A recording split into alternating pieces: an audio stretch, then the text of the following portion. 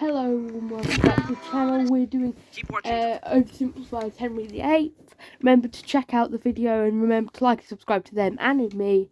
And yeah, let's go on with the video. Find out how you can save money when you shop online. Also, the reviews are in. That's some nice merch. Get your brand new character pin, limited time face mask, and more. Link down below. Blah. Sigmund, I don't have much longer. Tell me, was I a good king? You were okay.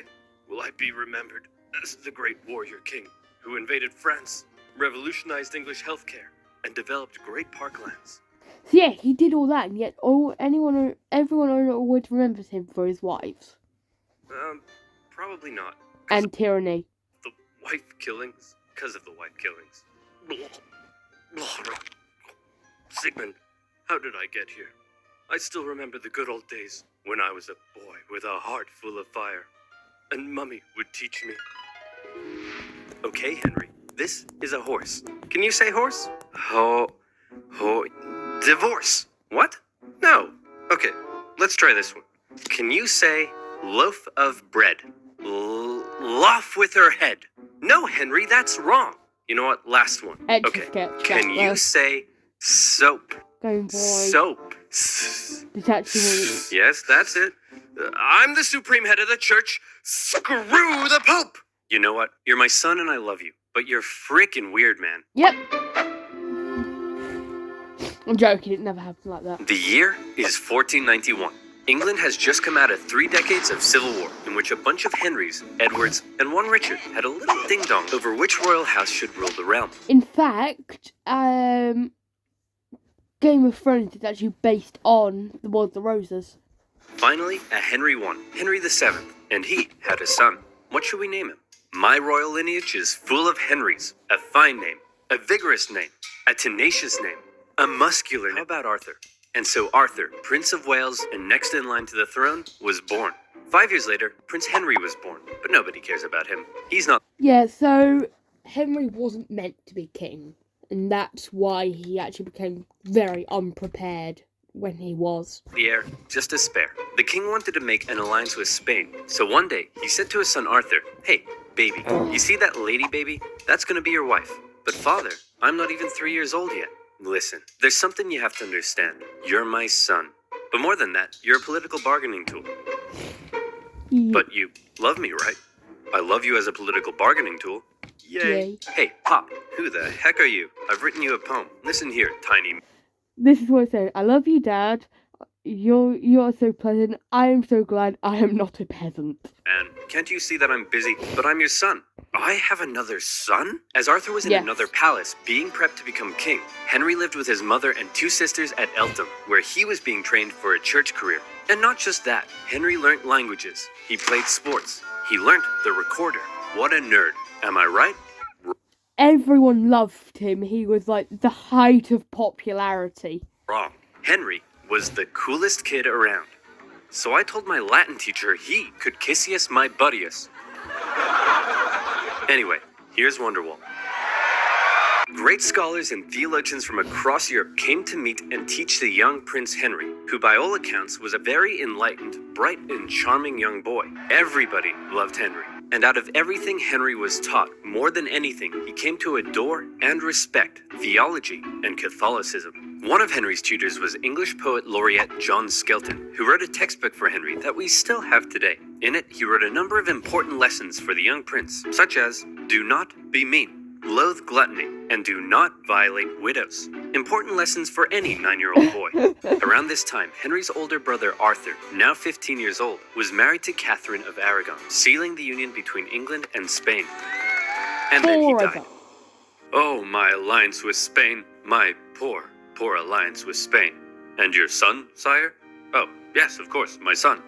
But mostly my alliance with... Yeah, Arthur was never really that needed. He was just more of an alliance person than anyone else. Spain. Hey, Pop, who the heck are you? Oh. Your son is dead, but I'm okay. I'm also your son. Hip hip hooray. Oh yeah! And just like that, and on... In fact, he was famous for his poems. And I think Green Wall? or something. It was actually a song he wrote for Anne Boleyn. Prepared Prince Henry was now the new heir to the throne. And how about that alliance with Spain? Well, the solution was simple. Hey, boy, see that full-grown woman over there? That's gonna be your wife. What, my brother's widow? Yes. Yeah. You're a freaking weirdo, man. Now, in the Bible, there's a verse that says marrying your brother's widow, If a man takes his brother's wife, it is an unclean thing. He has discovered his brother's nakedness. They shall be childless. that's a big no-no. So the king needed to convince the Pope and get his special permission. Hey, can I please have my son marry his brother's widow? Sure. Sure, why not? And so it was. Henry's life was turned on its head as he was moved to the royal court, next in line to the throne. But tragedy Prince of struck Wales. when just a few months later, his mother, with whom he was very close, suddenly died in childbirth. And this is also one thing which kind of accelerated his downfall almost, but he was still a very good person. The loss of his mother almost certainly had a big effect on the How can you quickly turn Oh. books into money? Zipit.com pays for all kinds of books as well as CDs. young boy. In his older years, King Henry VII went on a bit of a paranoid trip. As was normal for a king at the time, Henry VII had to quell a number of rebellions, and as he aged, he became ever more suspicious of the nobility around him. To keep them in check, he began levying huge, ruinous fines, left, right, and center. Dukes, bishops, barons, even his own mother. No one was safe from his tyranny, and the nobility of England began to suffer. So when Henry VII finally got sick and died just after Christmas 1508, there was a lot of celebration. Not only because the tyrannical Henry VII was gone, but because his replacement was the ever-popular, charming, and handsome 18-year-old King Henry. He was, at the start of his rule, a very, very good king. Fun-loving, didn't know what to do with money, but that was not the end of the world, and he knew how to run a country more than most at the time. VIII. Henry married Catherine of Aragon in June 1509. You may be wondering, if it's so weird to marry your brother's widow, and since he's now king, couldn't Henry just decide not to? Well, yes, he could, but by now, Henry wanted to. The thing about Henry that was unlike many kings at the married for time love. was he married for love, and he'd grown quite fond of Catherine, very fond. Historians say their marriage was unusually good, and so he was coronated king. And what a king. Compared to his tyrannical father, he was an absolute joy. Having the blood of two royal houses, he was widely supported. He was really, really ridiculously good looking, and those famous calves could achieve world peace. Hey Henry, They could. now that you're king, you know what that means. Costume party! Henry pranced around the palace playing dress up with his friends. He wrote plays. He sang songs. He danced. A true Renaissance. I think we were just rickrolled back there. That means costume party! Henry pranced around the palace playing dress up with his friends. He wrote plays. He sang songs. He Yeah, it says... oh my god. danced. A true Renaissance man, very different from the gluttonous wife killer we think of today. In his early reign, people from near and far would come to ask favors of the generous king. Hey man, could I gain ownership What's of this reference with ducks I'm seeing? some land near Upton Snodsbury? Sure thing, pal. Hey, could I be an earl or a baron or a viscount or something? Anything you want, man. Could I get, just a really cool pig that has, freaking metal wings and 8 legs and shoots flippin' lasers and Yeah, this costs a lot of money. You know that, don't you? can grow more pigs out of it for extra pigs? Say no more. Hey, guys, I was just checking up on the financial report and what the hell? We can't afford this. Henry's council that he inherited from his father weren't happy with all the money he was just throwing around, and they worked hard to curb the king's spending. Since they controlled the royal seals needed to get stuff done, at first they were largely able to control the young king. And for Henry, the most infuriating things of all was they wouldn't let him joust with his friends because it was too dangerous, nor would they let him do the thing he wanted most, to go on a great, glorious, and expensive conquest against England's historic enemy, France. Please, Yeah. guys, I'll keep it cheap. How? I'm glad you asked. I've got a promo code. A promo code For- for war. The financial burden of war? Yes. Honey is the free browser for one click and I oversimplified. actually do And you'll use also be Honey. supporting my channel. So thank you. Now, where were we? Oh yeah. Value your Sexy time. calves, excessive spending, and war with France. Henry Mostly the sexy wanted calves. glory. He wanted to go down in history If he didn't go to war in France, was he even the King of England? Man, I want to go to war so bad, but the council won't let me. Hey, maybe I can help with that. Whoa, it's Cardinal Wolsey, one of my best friends. Despite being an old-ass man, Cardinal Wolsey knew that if he helped King Henry, there'd likely be something in it for him. So what was his great, intricate plan to curb the council's power? You're the king, dum-dum. You can do whatever you want. What? Wolsey began writing bills that simply didn't require the seals, and thus Henry was back on top. For his efforts, Wolsey began to climb the ranks, and he became something of a yes-man for King Henry, encouraging Henry to frolic and play while Wolsey took care of business. Hey, kid, you want to go on an adventure? Do I ever? The Pope was at war with France, and he needed some help. He offered the young, impressionable King... Yeah, so this kind of meant that because he was helping the Pope, everyone liked it. Henry 100 Parmesan cheeses, some wine, and a golden rose if he came to the Pope's aid, and Henry was all in. At this point in his life, he still respected the church and loved the Pope. And here was the chance for war he had been waiting for. He still didn't have an heir, a fairly big problem for a monarch at the time. But right now, the only kind of smashing he was interested in was smashing French guys in the face. And so off he went.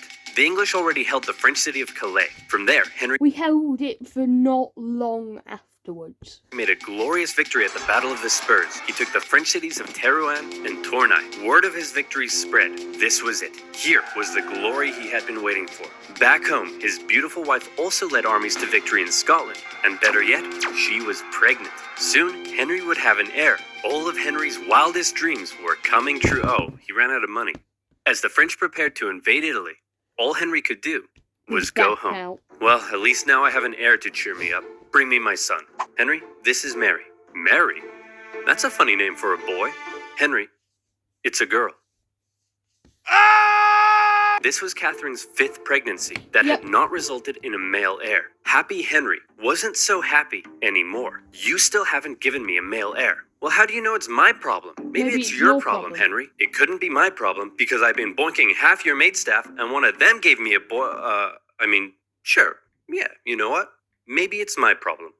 I'll look into that. Cardinal Wolsey, now Henry's Lord Chancellor, knew his job depended on keeping Henry happy. And so he said, well, if you can't be the great warrior, then how about the great peacemaker? Not as cool, but okay. And so the Field of the Cloth of Gold, a glamorous peace summit between England and France, was held. The King of France, Francis I, was essentially the French version of King Henry. And the whole thing was basically one giant codpiece measuring contest. The two sides did agree to a peace treaty. However, it didn't last long. You see, there was a third major player in European politics at the time, an exquisite specimen of royal inbreeding, an heir to a huge inheritance, and a chin that could hit a home run. Holy Roman He had one of the world's largest chins, according to official reports. Emperor Charles V. He was Henry's wife's nephew. Henry had helped him out in the past to put down a Spanish rebellion, and now the two wanted to make an alliance, and so a marriage was arranged. Mary, I'd like to introduce you to your 22-year-old fully grown adult cousin, and now your future husband. And your cousin. He looks inbred. Mary! We're all inbred. With their new alliance, Charles and Henry agreed to team up and relaunch a campaign against France. In 1522, the English landed and stormed as far south as Agincourt, but Charles didn't commit significant forces. Whoops, sorry man, not sure what happened. I'll join in next year. The next year, England swept northern France, almost taking Paris. But once again, where was Charles? Nowhere. Oh man, I'm so sorry. I promise, next year, I'll be there. The next year came, and a fed-up Henry decided he was going to sit this one out. And just as Charles ravaged the French at the Battle of Pavia and captured the French king. Holy crap, dude. Yeah, I totally kicked France's butt. Yep. That's great. So, can I have the French throne like we agreed? No. What? And also, I don't want to marry your ugly daughter anymore. Ugly? Have you seen your chin? Mummy says it's a strong chin for a strong boy. As Henry's alliance with Charles fell apart, Henry knew his days as a warrior were over. This was a problem for Henry, but it was a bigger problem for his wife. Catherine of Aragon had 2 jobs. The first was to give Henry a male heir, but the second was to maintain an alliance with her relatives in Spain, including her nephew. And she failed at both. She had failed, and Henry's sexy eyes began to wander. Home from all his wars, Henry ate up his daily 5,000 calories of meat as an infatuation began to grow for one of his wife's ladies in waiting, Anne Boleyn. Beautiful, intelligent, cultured. She was exactly Henry's type. Now, Henry had had dozens of mistresses, including Anne's sister, But Anne didn't want to just be Henry's side chick. She wanted to be his queen. Henry sent dozens of letters, thirsty love poems. In one, he proclaimed that he would like to kiss her pretty duckies. Henry's loins were on fire, but Anne kept him at just the right distance to drive him crazy and push him to find a way to get rid of his current wife. Wolsey, I want a divorce. And as the representative of the Pope here in England, I expect you to sort it out quickly and quietly. I don't want this to turn into a Europe-wide scandal. You got it, Your Majesty. Hey, Big Papa!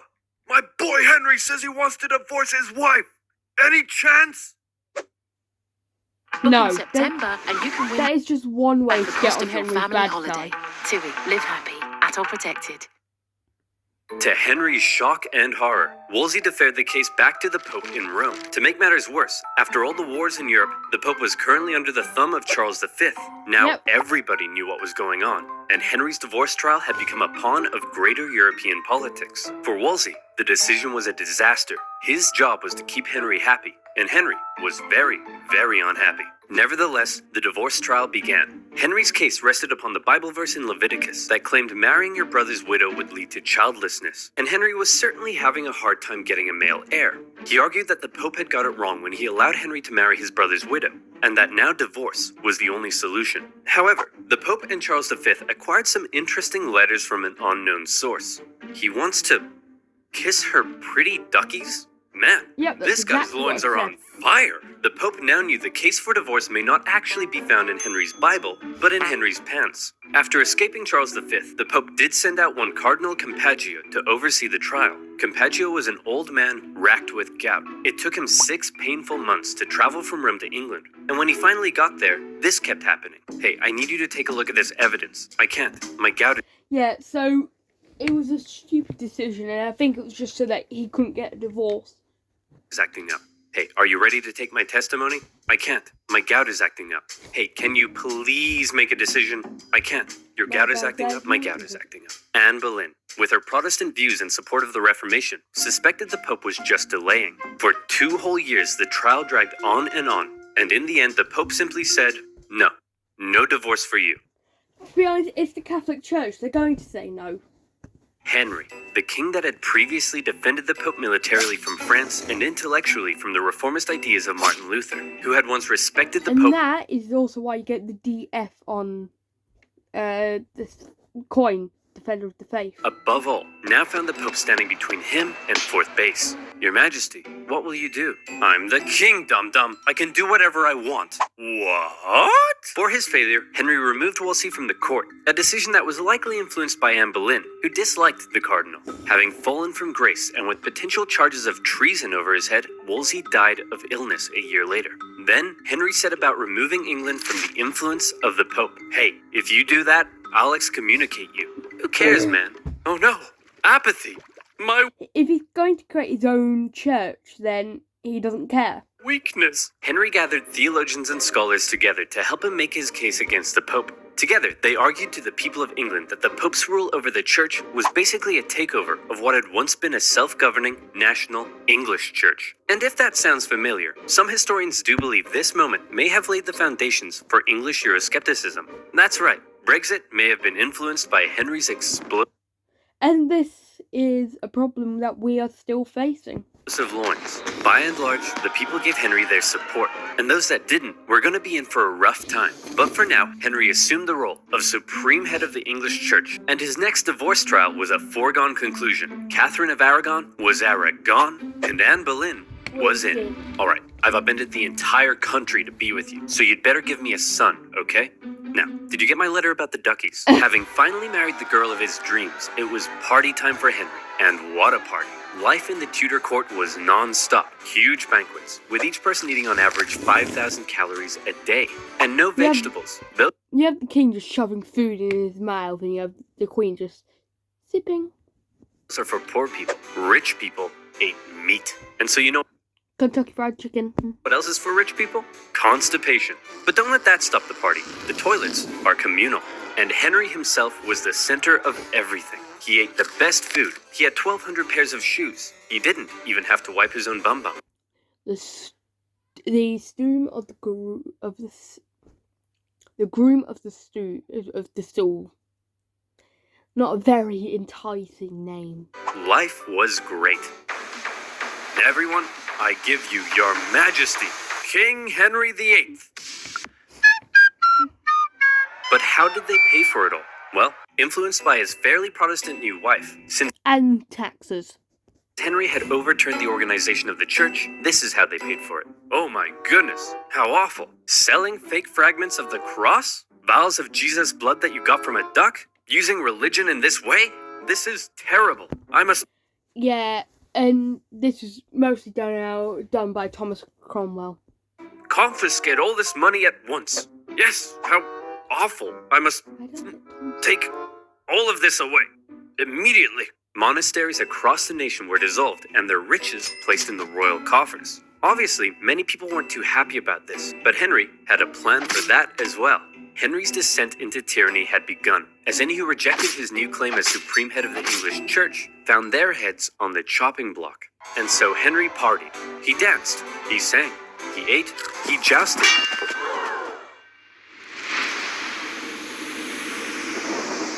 Be me, love gluttony, violate widows. So yeah, the fall kind of knocked something in his brain, what most psychologists think, which then caused him to be the way that he was famous for. In 1536, Henry fell from his horse in a jousting accident. Not for the first time, but certainly the heaviest fall he had taken yet. Some historians believe the brain damage caused by the incident may have violently accelerated Henry's descent into tyranny. Executions in England ramped up. During his reign, it's estimated 57 to 72,000 people were put to death. Rich or poor, big or small, no one was safe. And the most prominent victim of all was to be Henry's own wife. It had been 3 years since their marriage. Anne had been pregnant 4 times, yet she had only been able to produce one healthy child, a girl. What's more, it's possible she had been going around insulting Henry's manhood. Henry's eyes, once again, began to wander. His new top man, Thomas Cromwell, didn't want to end up like Cardinal Wolsey, and so he came up with a plan. There was a court musician who had been quite flirtatious in public with the Queen. Well, Thomas Cromwell and his boys got a forced confession out of him, saying that it didn't stop at innocent flirtation, and the charges came rolling in. Listen, Anne, we need to talk. Oh no, you're gonna divorce me, aren't you? One of them was, I think, with her brother or cousin, if I remember correctly. Just like your last wife. Aw, no, come here, shh, no. I'm not gonna divorce you. It's gonna be way It's much worse than that. Anne was charged with adultery, perversion, even incest, and plotting to kill the king himself. The jury found her guilty, including her own uncle and ex-fiancé, both fearing the wrath of the king. And on May 19th, 1536, Anne Boleyn was Anne Boleyn. Literally the next day, Henry married one of Anne's ladies-in-waiting, Jane Seymour, his third wife. After Anne had smack-talked his manhood, and since he still had no male heir, Henry went on a campaign to ensure the public knew he was as virile as it gets. He had this famous portrait painted of the manliest man I've ever seen, and later, he would even have his physician make a declaration about his health. King Henry is a fine specimen of a man, and... please don't make me say this. Say it.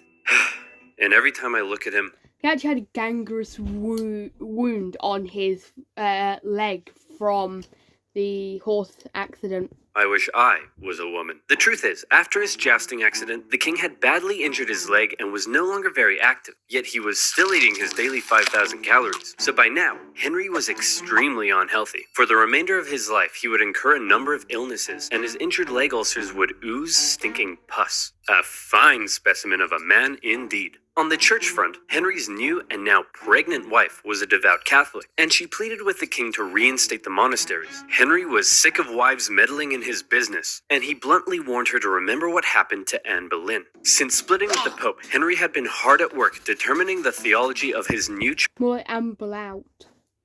Church of England. It kept many Catholic traditions, while on the other hand embracing some reformist ideas, such as requiring the use of a new Bible, not in Latin, but in English. The cover of Henry's new Bible depicted the people appearing to worship a giant King Henry. And in the corner, there's some people being put to death, just for good measure.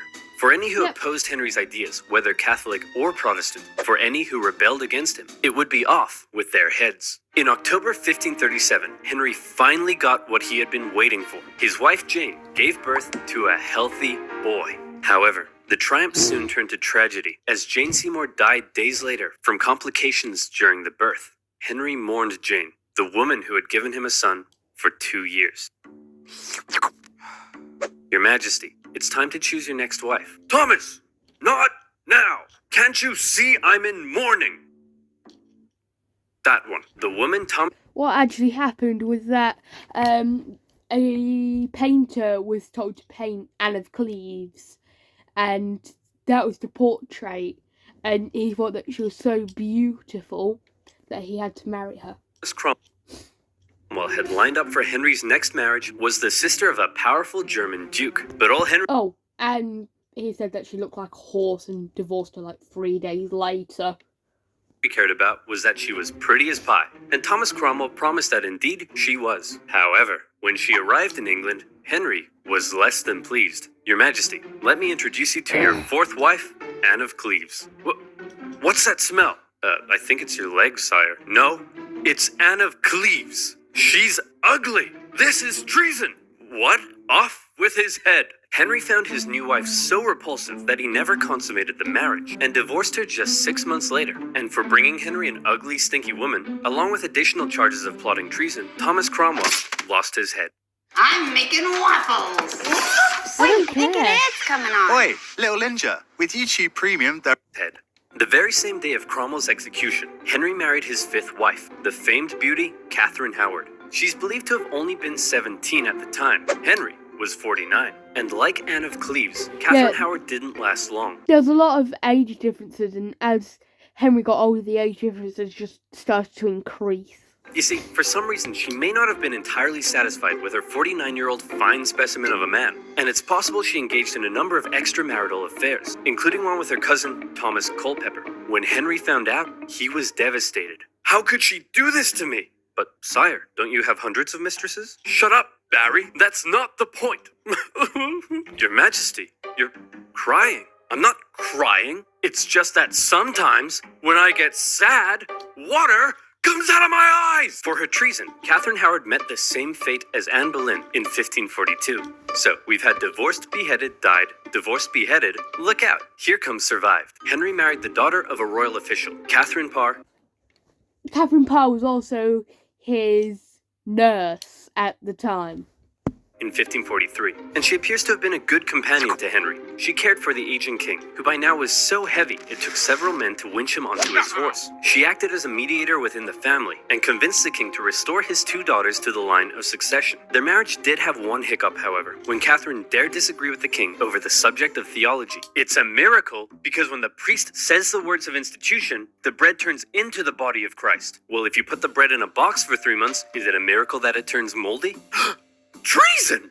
You can't just call everything treason, Henry. The king called for her arrest, as serious charges were placed over her head. However, in the end, she told Henry that she had not been disagreeing with him, but simply learning from him. And so when the guards came to arrest her, the king told them to make like an Anne and cleave. Catherine Parr stayed with Rubbish joke. Henry right until the end. As he aged into his later years, in increasing pain and ill health, he grew ever more suspicious and moody. The once generous, promising young king was now feared by all around him. Sigmund, I don't have much longer. Hold me. Of course, sire. Do you have any final wishes? How about...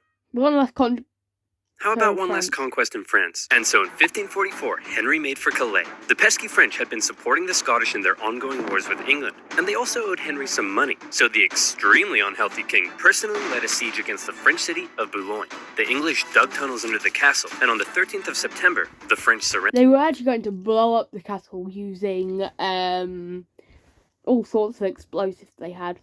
A glorious victory for Henry. In actuality, the whole misadventure nearly bankrupted England, and they ended up giving Boulogne back to the French a few years later. But shh, don't tell Henry. He's having his moment. Finally, in 1547, a 55-year-old Henry, lapsing in and out of consciousness, passed away.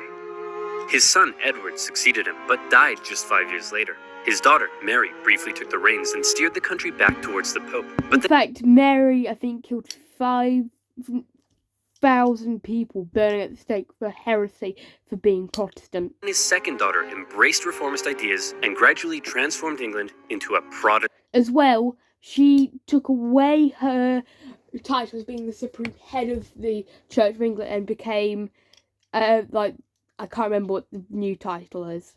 Country. Henry's desperation to marry Anne Boleyn and his resulting feud with the Pope had changed the course of English history and religion forever. Unfortunately, none of Henry's children had heirs, and when Elizabeth I died, Henry's lineage ended, with the House of Stuart replacing the House of Tudor. So then you might think, all that effort, a life filled with so much frustration, yet he never conquered France, he barely had a male heir, and his lineage died out. The egotistical man Henry grew sick and cruel, and then died.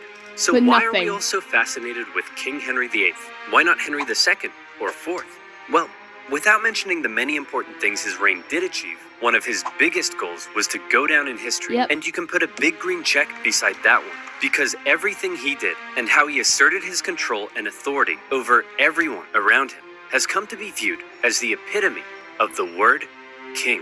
And also because of the wife killings? Yeah, definitely the wife killings.